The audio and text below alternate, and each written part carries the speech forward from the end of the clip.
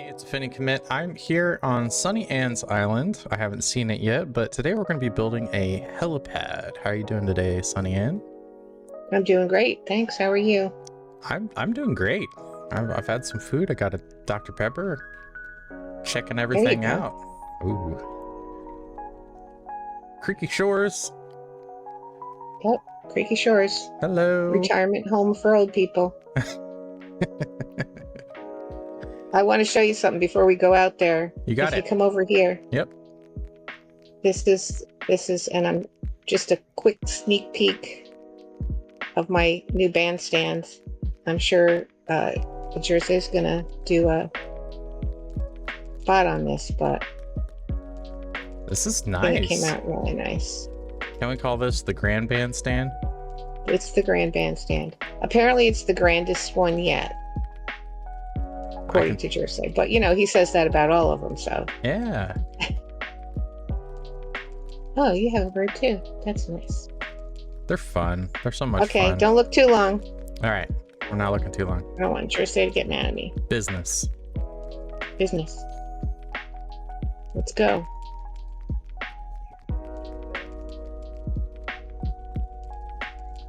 So I put out an announcement to my members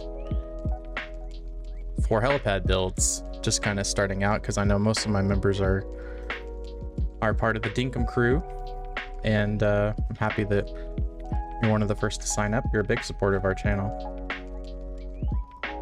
It's a good channel to support. Everybody should do it.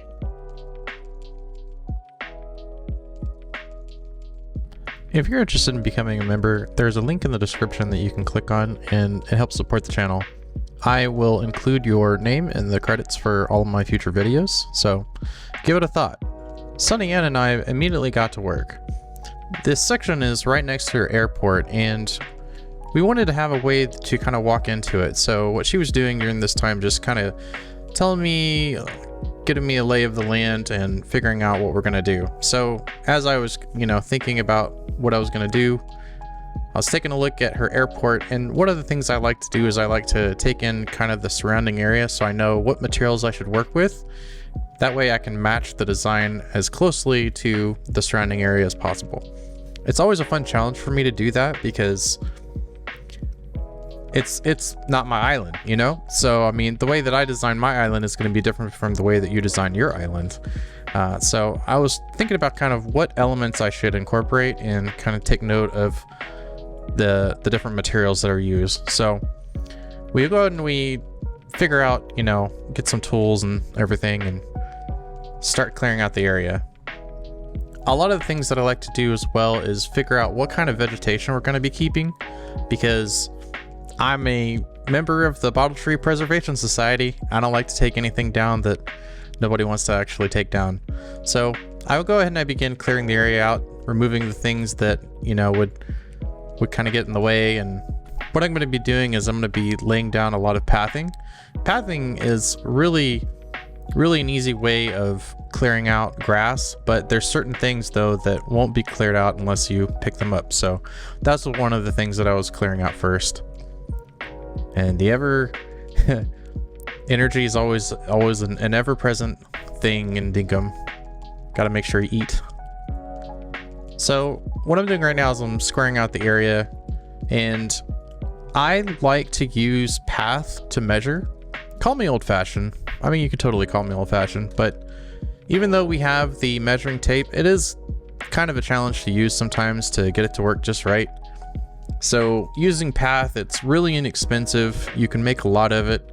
And what I'm doing is just kind of like marking every other square here. That way it's easy for me to find out where the center is. Of course, you'll see later in the video that shifts. Nothing is ever perfect the first time, and that's okay. I like to think, don't hate, iterate. So the next day you can kind of see we had a little bit better visibility, and I'm starting to realize, okay, I'm gonna need some more space. So I start clearing out this area off to the side. What's really funny though is the way that the decorations were before. There are little things that were hidden, like there was a light hidden underneath that tree. Once I start to realize, okay, where is the center? I realized the center wasn't where I needed it to be. So I start to make adjustments. So in this area, I'm going to have 2 balloon pads. I'm using crosses to sort of mark the center of where these pads are going to go. I realize I have a couple of chests on me, and it's always a good idea whenever you're doing a big project to set up storage. Storage, as you're clearing things out, you're going to get some items in your pocket, and it's just a good idea to have a place where you can dump your supplies. Also, just to store extra supplies.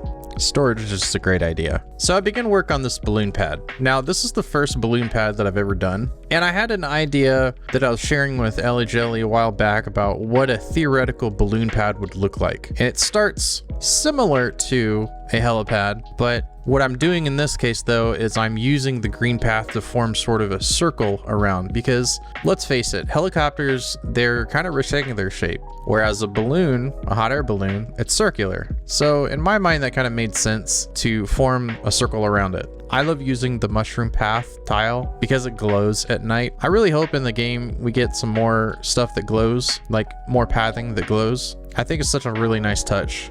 I thought for the longest time that the mushrooms were radioactive because, I mean, they're green and they have stuff that kind of radiates off of them. But James told me that they're not. They just are bioluminescent, which is okay. And as I'm sort of figuring things out, I started to realize, you know what, I want to have an even amount of space around these balloon pads. Also, Sunny Ann had a great idea. So to kind of match the surrounding area, she started setting up the pergolas as sort of a terminal walkway into the balloon pads. I love that idea. So I start to realize, okay, more adjustments need to be made. I want to have 3 spaces around this balloon pad. So I start making more adjustments and making sure that the space on all sides is completely even.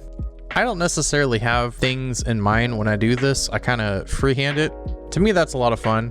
So as we are just kind of walking around and taking the sights in and kind of figuring things out, start to realize, okay, I want to do something really fantastic here. I'm going to mix it up. She is working on the area that's kind of going to connect the 2 places, and we want to sort of fence it in all the way around. So what I'm doing right now is just I'm kind of working out what a pattern would look like. I like to try a lot of different things, but for me, symmetry is important. So I start experimenting, and as I do so, I start to get a feel for where things are going to go. It's a lot of calibration, a lot of trying things out, a lot of recalibration. It's part of the process. There is such a thing as having something too perfect, and it's okay to just take a step back, look at it from different angles, and try again. Now, I do remember what I was thinking during this time, which was I wanted to have something that was originally asymmetrical, but then sometimes that kind of hurts my brain. So I went with something symmetrical. That way it was easy to produce. So now I start to kind of calibrate a little bit more and see how I can make this a little bit more fantastic. And now I'm thinking, oh, okay, how am I going to replicate this? One of the best things about Dinkum multiplayer, especially when it comes to design, is doing it with friends and kind of getting opinions and brainstorming and stuff. There's some things that I don't have strong opinions on. I like to really cater to the person that I'm building for, because after all, at the end of the day, you're going to be the one looking at it. So I want to make sure that you're happy. So now what I'm doing is I'm making sure that it matches on both sides and doing a lot of comparisons and getting the paths just right.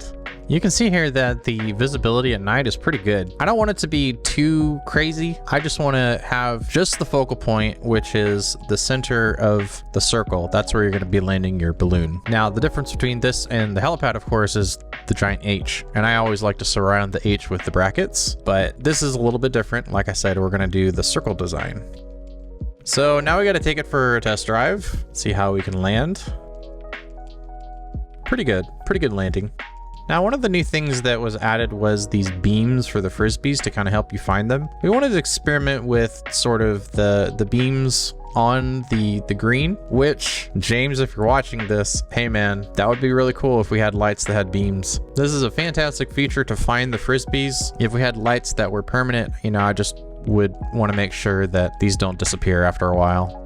Check that out. I love that pattern. What I'm noticing though with all of the cement, even though it matches the surrounding area, it doesn't provide the contrast that I'm looking for. So I wanted to try two different types of path. The first one is the black cobblestone path, and the other one is the new black tiles that we got in the Summer Sun update. So I start taking out the cement around the sun, and I'm going to replace it with two different types of path.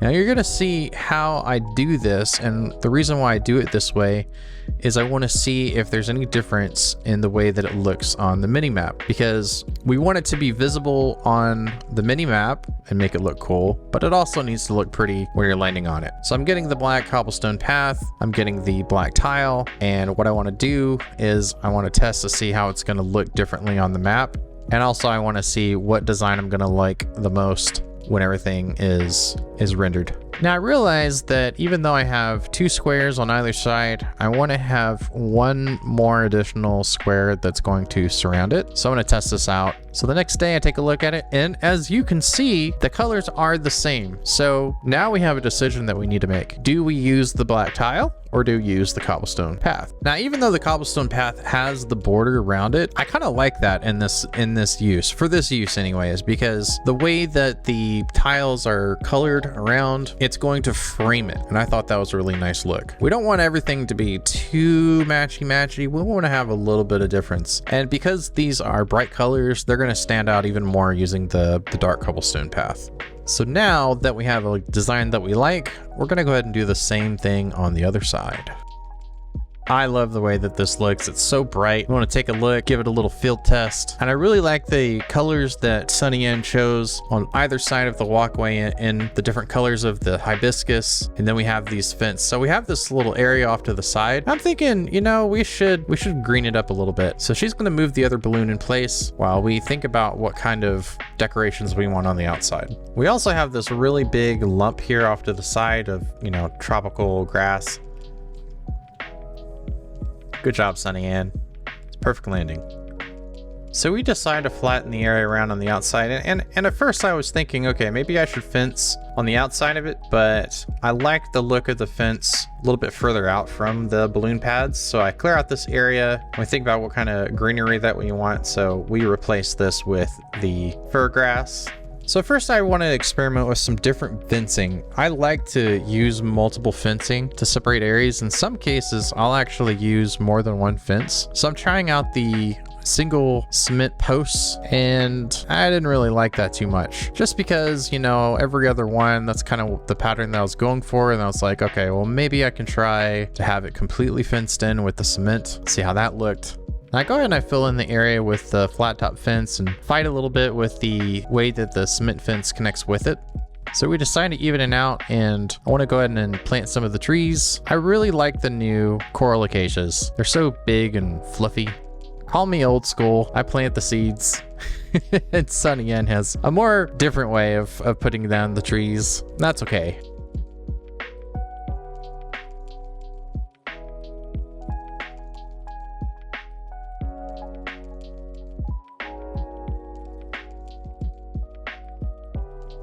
So I got this big lump of dirt that I want to do something with, so I decided to just go ahead and mow it all down. It's kind of an eyesore, but when you think about it though, if you're going to be landing something, especially if she starts expanding more towards the west, you don't want to run into a big lump of dirt as you're trying to land, especially if you have an emergency landing.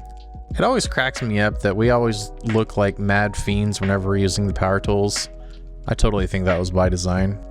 One of the things that I noticed here was the way that we're terminating at the water. There's a lot of things that you can do with this space, and it's important to kind of give it some time. Sometimes you got to come back to it with fresh eyes and see how that works. So let's take a look at this at night. I love a good helicopter shot. I think the nighttime view is really cool. The area really came together, and you can see my co-pilot flying behind me. The hot air balloons fit perfectly in those circles, and you can kind of see it's not overpowering. It looks so good. Of course. I had the pro. I appreciate that. Yeah, this turned out really cool. I like it. It's not bad for couple hours work. Not bad at all. Thank you so much. Oh, no, it's my pleasure, really. So needless to say, but I'll say it anyways, I had a lot of fun doing this. The design came out wonderful. I love the starburst pattern. It fits her personality just perfectly. If you don't know Sunny Ann, she's just a fantastic member of our channel. And I want to thank everybody for watching. Don't forget to like the video, subscribe for more, and I will see you all next time. Bye-bye.